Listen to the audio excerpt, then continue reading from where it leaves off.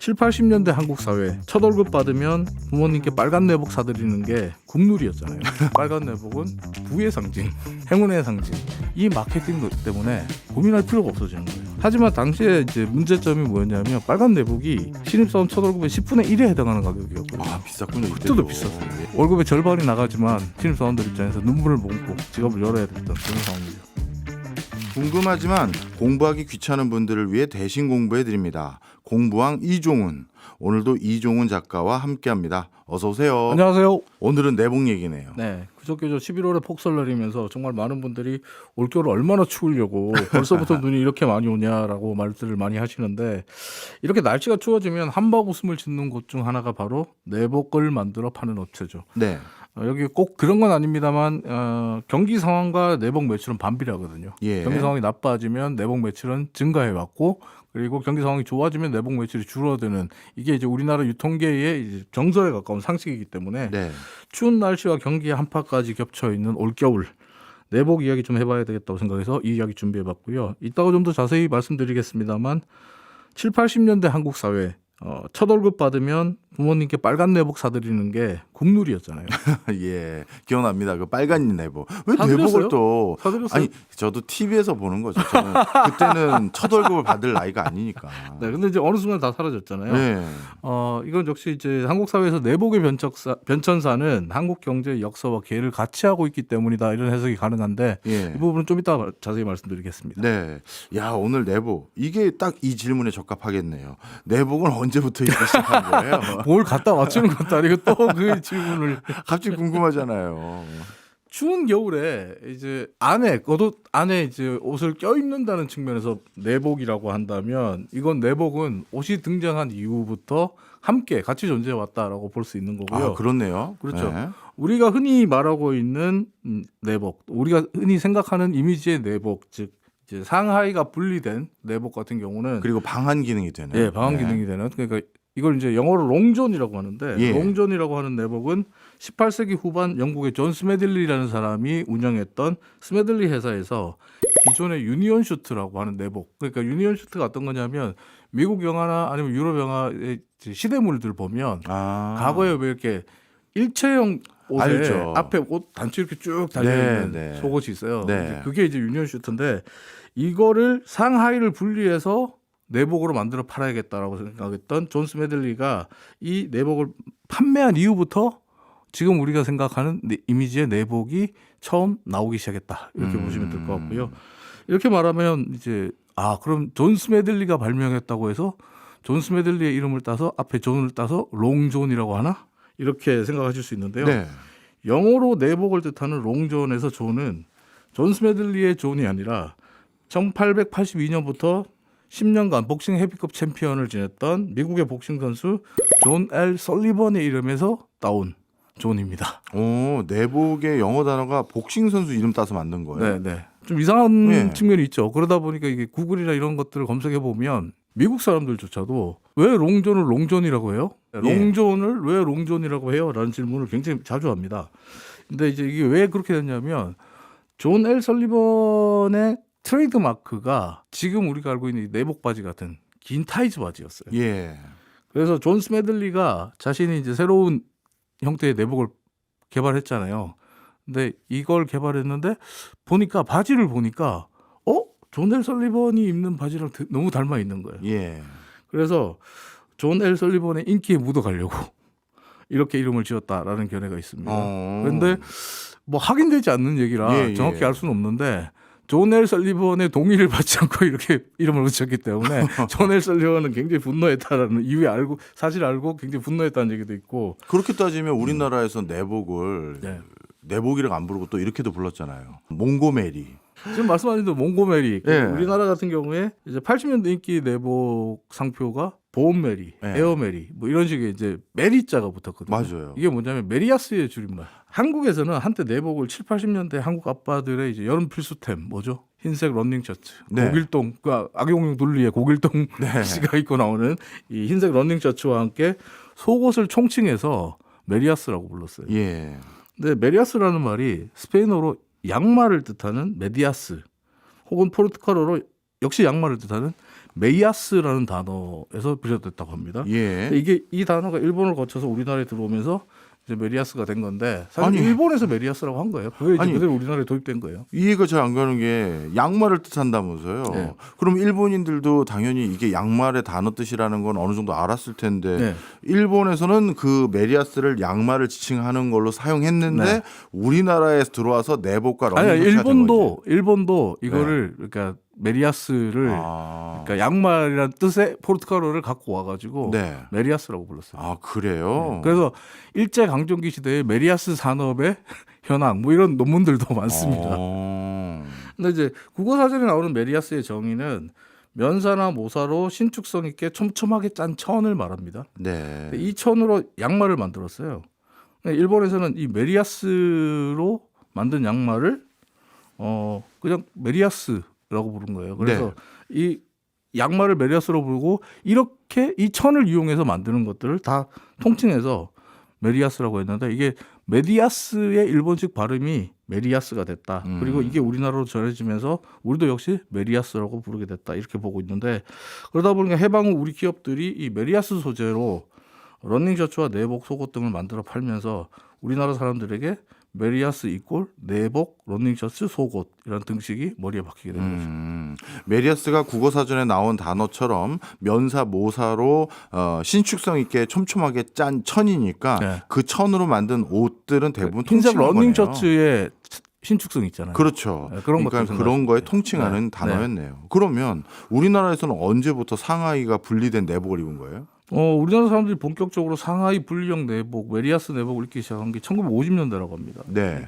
하지만 1950년대에 이 메리아스 내복이 처음 출시됐던 초창기에는 그 가격이 쌀 한 가마니 가격과 맞먹었대요. 어마어마하네요. 어마어마하게 비싸죠. 그러니까 명품이네. 맞아요. 비싼 제품, 고가의 고급 의료의 대명사였다고 하는데 예. 50년대 말까지 한국 사회에서 내복, 지금 말하는 내복을 입을 수 있는 사람은 국민 38명 중에 1명꼴이었다고 이야. 합니다. 네. 따라서 내복은 고가의 제품인 동시에 선물용으로 딱 제격인 네. 상품이었다라고 볼 수 있는데요. 1960년대에 들어오면서 나일론이 국내에 보급됩니다. 나일론은 사실 1930년대에 미국에서 개발됐죠. 근데 굉장히 늦게 들어왔죠. 우리가. 네. 1960년대에 나일론이 국내에 들어오면서 나일론 소재가 등장하면서 그 이전에 비해서 훨씬 더 가볍고 얇은 내복, 즉 나일론으로 만들어진 빨간 내복이 등장하면서 폭발적인 인기를 끌게 됐고 빨간 내복을 이제 선물하는 게 유행이 되는 시대가 왔죠. 예전에 그 유머 1번지 이런 개그 코너 보면 빨간 내복 입고 심형래 개그맨이 개콘에도 그런 개콘에서도 장면 나오고 맞아요. 무한도전에서도 MBC 네. 무한도전에서 빨간 내복 입고 도전하는 장면도 그러니까요. 그래서 왜 빨간 내복이지? 내복은 왜 빨간색이 대표 상품일까 했더니 염색 기술 때문이라면서요? 맞아요. 근데 이제 예전에 소위 이제 나일론 소재의 빨간 내복이 등장하기 전에는 빨간색이 아니었어요. 그렇죠. 그때 네. 흰색이고. 흰색이라고 좀 누런색, 누런색, 미색. 미색이라고 볼 수 있는데. 예, 근데 이제 염색 기술의 한계 때문에 이 빨간 내복이 등장했다는 게 뭐냐면 나일론의 신소재가 들어왔잖아요. 예. 그래서 이 신소재를 이용해서 염색을 해야 되는데 새로운 소재다 보니까 염색하기 쉽지 않았어요. 그리고 염료를 선택하기도 상당히 어려웠고 그래서 이 나일론 소재에 가장 물들이기 쉽고 또 빨래를 했을 때 색이 덜 빠지는 게 중요하잖아요. 네. 색이 덜 빠지는 색깔의 염료를 찾다 보니까 빨간색 염료가 가장 제격이더라. 그래서 빨간색으로 내복을 염색하기 시작한 게 빨간 내복의 탄생이에요. 그런데 이제 이게 어떻게 보면 딱 맞는 그 제격의 빨간색 염료가 딱 맞는 제격의 염색 재료다 보니까 네. 모든 업체들이 빨간색으로 나일론 소재를 염색을 하다 보니까 똑같은 상품들이 나오게 된 거죠. 재밌는 건 이때도 기업의 마케팅과 상술이 한몫을 차지하게 되는데 네. 이제 사실은 당시의 기업들 뭐 지금의 이제 BYC라고 하는 이제 백양 그리고 지금은 회사가 거의 위태롭지만 쌍방울 이 두 회사가 이제 내복의 쌍두마차였거든요. 근데 이 두 회사에서 빨간색 내복을 염색 기술 부족 때문에 내놓았음에도 불구하고 마케팅은 그렇게 하지 않습니다. 빨간색은 복을 부르는 색깔입니다. 길한 색깔입니다. 요즘 말로 하면 이제 발렌타인데이, 화이트데이 같은 각종 데이들의 상술과 비슷해요. 그래서 어떻게 하냐면 나일론 소재로 이제 어쩔 수 없이 빨간색 내복을 만들었음에도 불구하고 내복 업체들이 당시에 판촉 활동을 이렇게 합니다. 빨간 내복을 입으면 집안에 액을 막아주고 복이 찾아옵니다. 대단하다. 이렇게 소문을 냅니다. 근데 그때 이제 부적들 붙이는 집도 꽤 많았거든요. 아, 요즘 저 70년대에 기억하기로는 빨간색으로 쓴 부적 이렇게 노란색 대문에 종이에 맞아요. 빨간색으로 쓴 대문에 붙이고 있는 집도 상당히 많았어요. 그래서 왠지 진짜 그럴 것 같잖아요. 액을 막아주고 네, 네. 복이 올 것 같은 그런 느낌도 들고 또 여기에 부모님께 선물하면 부모님의 건강과 장수를 기원할 수 있습니다. 이렇게 얘기를 합니다. 지금 생각하면 이거 참 말이 안 되는 얘기지만 이게 먹힙니다. 네. 부모님의 건강과 장수를 기원하는 뜻에서 그리고 집안의 무탈함을 위해서 신입사원이 첫 월급을 타면 빨간 내복을 부모님과 혹은 조부모님께 선물로 드리자. 네. 이런 마케팅을 합니다. 예. 그리고 기사도 냅니다. 그 당시죠. 그 당시에 이제 최근에 그 당시 기사로 이제 최근에는 신입사원들이 첫 월급 타면 빨간 내복을 선물하는 경우가 참 많아지고 있다. 예. 이게 마치 사회적 트렌드, 하나의 유행처럼 이렇게 포장되기 시작해요. 그러면서 첫 월급 타면 부모님과 할아버지 할머니께 빨간 내복 선물하는 게 국룰이 되는 거죠. 네. 국룰처럼 자리 잡았는데 사실 신입사원들 같은 경우에 첫 월급 탔을 때 부모님이나 집안에 계신 이제 할아버지 할머니께 선물을 해야 되잖아요. 네. 어떤 선물 뭐 어떻게 보면 본인을 잘 키워주셨고 본인이 여기까지 온 게 다 부모님 덕이고 할아버지 할머니 덕이다라고 하니까 선물을 해야 되는데 선물을 어떤 선물을 할지 고민이 상당히 많이 되는 거예요. 근데 이 마케팅 때문에 고민할 필요가 없어지는 거예요. 그렇죠. 무조건 내복. 그 빨간 내복 사면 네. 부모님도 좋아하시고 할아버지 할머니도 좋아하시고 다 좋아하시니까 네. 오히려 신입사원들도 그냥 빨간 내복을 첫 월급 선물로 정하니까 편리함도 생긴 거죠. 네. 하지만 당시에 이제 문제점이 뭐였냐면 빨간 내복이 신입사원 첫 월급의 10분의 1에 해당하는 가격이었거든요. 아, 비쌌군요. 그때도 이때도 비쌌어요. 예. 빨간 내복 고가의 상품이었어요. 네. 결코 싸지 않았기 때문에 신입사원이 부모님 엄마 아빠 그리고 할아버지 할머니까지 네 벌 사서 선물하면 야, 첫 월급의 절반이 많이 사라집니다. 나가네요. 네. 근데 이제 그럼에도 불구하고 내가 부모님 등골 빼먹으면서 여기까지 왔는데 또 자식 혹은 손주가 사준 내복을 부모님과 조부모님들이 또 주변 사람들 자랑도 많이 하는데 내복을 어떻게 자랑하죠? 살짝 보이잖아요. 살짝 이게 보이고. 아, 살짝 보여주는구나. 이거야. 살짝, 하면서. 살짝 아. 보이잖아요. 살짝 보이고 그리고 기억하실지 모르겠지만 과거에 뭐 TV나 이런 거 봐도 그렇지만 70년대의 한국 사회에 보면 집안에 있을 때 내복 입고 있는 경우가 상당히 많아요. 내복만 입고 있는 분들 네. 계시죠. 요즘은 보면 이제 애들이 주로 집안에서 내복을 입고 내복만 있지만 입죠. 예. 예전에 어른들도 내복만 입고 계실 때가 많았거든요. 그러다 보니까 뭐 자랑도 가능하고 그렇다 보니 월급의 절반이 나가지만 신입사원들 입장에서 눈물을 머금고 지갑을 열어야 됐던 그런 상황이죠. 80년대 접어들면서 에어메리, 보온메리 같은 게 등장해요. 이게 네. 뭐냐면 70년대에는 나일론 소재 빨간 내복이 등장했는데 이게 가볍고 얇은 건 맞아요. 근데 날씨가 추워지고 그러니까 70년대까지 한국 사회의 주거 형태를 보면 주로 단독주택 뭐 이런 형태들이 많았잖아요. 네. 그러다 보니까 우풍이란 게 그렇죠. 겨울에 우풍이 심해요.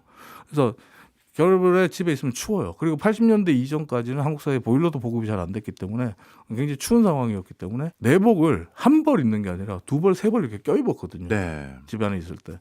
그리고 외출할 때도 그랬고. 근데 내복을 뭐 두 벌 이상 껴입으면 사실 몸이 둔해질 수밖에 없잖아요. 아무래도 둔해지고 힘들어질 수밖에 없는데 거기에 착안해서 백양 지금의 BYC 과거에 이제 백양이라고 했는데 백양이 삼겹 내복을 만듭니다. 더 따뜻한 거죠. 네. 삼겹 내복을 만들면서 에어멜이라고 붙이죠. 원래는 보온멜이라고 백양도 먼저 썼는데 상방울이 보온멜이라는 그 이름을 상표를 가져가죠. 등록하면서 백양은 에어멜이라고 했는데 근데 이 삼겹 내복이 등장하면서 에어멜이 보온멜이 열풍이 불어요. 그래서 백양 같은 경우는 제가 자료를 보니까 86년부터 90년까지 연평균 58.1%의 성장률을 보이더라고요. 야, 어마어마한 성장률. 그렇네요. 그럼 예전에는 정말 국민들의 대표적인 의복 문화 중에 하나가 내복이었는데 지금은 거의 사라졌다시피 될 정도가 된 것 같은데. 아니요, 지금도 내복은 있어요. 그래요?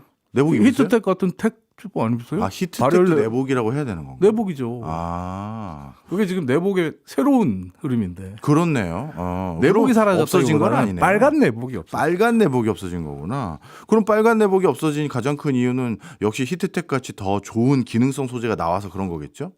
근데 히트텍은 나중에 나오는데요. 근데 빨간 내복은 사실은 80년대 후반부터 거의 사라지기 시작해요. 그래요? 왜냐하면 아파트가 많이 보급되고 네. 보일러가 많이 보급되면서 집안이 많이 따뜻해져요. 90년대에 접어들면서 소위 먹과 패션에 대한 관심이 높아집니다. 네. 패션에 관심을 가지는 분들이 겨울에 내복 입는 거 극도로 싫어하셨습니다.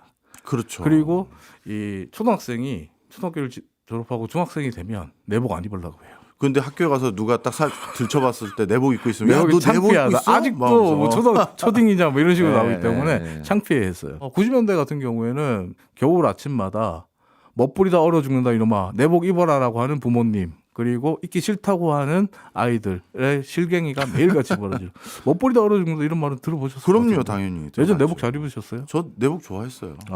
그러면서 이제 사실 빨간 내복은 또 점점 사라지게 되는데 이 결정타가 뭐냐면 앞서 우리가 얘기했던 유머 1번지라든지 네. 이 약간 개그 개그의 프로그램. 소재가 됐구나. 이게 뭐냐면 개그의 소재가 되면서 촌스러움의 상징이 돼버려요. 그렇네. 과거의 빨간 내복은 부의 상징, 그렇죠. 행운의 상징, 그리고 또 고가의 선물 이런 인식이 있었는데 개그 프로그램과 예능 프로그램에 촌스러움의 상징으로 단골 소재로 등장하다 보니까 촌스러워 빨간 내복 이꼴 촌스러움이 돼버린 거예요. 그 머릿속에 인식이 바뀌어버린 거죠. 진짜 전 세계적으로 한때는 명품으로 분류됐다가 네. 이렇게 가장 구태의연한 상품으로 바뀐 거는 빨간 내복이 최고일 것 같네요. 그러다가 이제 IMF를 맞이하면서 사실 또 경기 한파가 찾아오잖아요. 예. 그래서 내복 매출이 다시 늘어납니다. 음. 한국 사회에서 내복 매출이 다시 늘어나고 내복을 찾는 분들이 더 많아지고 했다가 앞서 말씀드렸던 유니클로의 히트텍이 열풍을 불러일으키면 전 세계적인 글로벌 열풍을 불러일으켰거든요. 그러면서 사실 우리 내복 산업도 다시 힘을 얻게 되는 거죠. 네. 어찌 보면 다른 의류 분야에서도 복고풍이 열풍일 때가 있잖아요. 네. 가끔 보면. 그러면 붉은 내복도 언젠가 복고의 열풍을 타고 다시 등장할 수 있지 않을까요? 근데 잘 살리면 좋을 것 같다는 생각도 들어요. 왜냐하면 이 유니클로라는 회사가 잘 아시겠지만 일본의 작은 지방 의류 판매 회사였잖아요. 예. 근데 이제 이 회사가 일본 전국 브랜드에서 지금 글로벌 최고의 의류 기업으로 성장해 그렇죠. 있는데 이 회사가 성장하는 과정을 보면 추위와 관련이 있습니다. 아, 그래요? 첫 번째가 뭐냐면 이 회사의 첫 번째 히트작이 후리스, 플리스라고 하죠. 예. 후리스라고 더 많이 부르니까. 근데 후리스인데 이게 뭐냐면 원래 등산할 때 입는 옷이었는데 이거를 일반인들이 입을 수 있도록 기능성 옷으로 만들자, 판매하자라고 해서 90년대에 내놓은 이 제품이 예. 겨울에 불티나게 팔려요. 예. 그러면서 유니클로가 지방의 작은 회사에서 일약 전국적인 기업으로 성장하게 되거든요. 예. 그리고 글로벌 기업으로 선풍적인 인기를 끄는 게 일조한 게 히트텍입니다. 히트텍. 일본도 겨울에 집이 굉장히 춥습니다. 그렇죠. 아시잖아요. 알죠. 그 지진 때문에 보일러를 못 놓기 때문에 굉장히 그리고 춥잖아요. 여기 일본 아직도 단독 주택이 많잖아요. 네, 단독주택도 많고 네. 그러다 보니까 일본에서 이 후리스와 히트텍의 열풍에 힘입어서 유니클로가 글로벌 의류 기업으로 성장했거든요. 우리 내복 업체들도 저는 이 좀 더 노력하고 연구하고 개발한다면 일본의 유니클로가 걸어왔던 길을 그대로 갈 수 있지 않을까 하는 기대도 해봅니다. 요즘 뭐 러닝 그 열풍도 있으니까 바깥에 겨울에도 러닝 뛸 수 있는 그런 내복, 기능성 내복 개발하면 돈 되겠네요. 발열 내복 같은 경우에 뭐 유니클로 못지않게 좋은 제품들을 우리 기업들도 많이 만들고 있거든요. 네. 네. 알겠습니다. 야, 추억 어린 오늘 저 옛날 생각도 나고 너무 좋았네요. 지금까지 이종훈 작가였습니다. 고맙습니다. 감사합니다.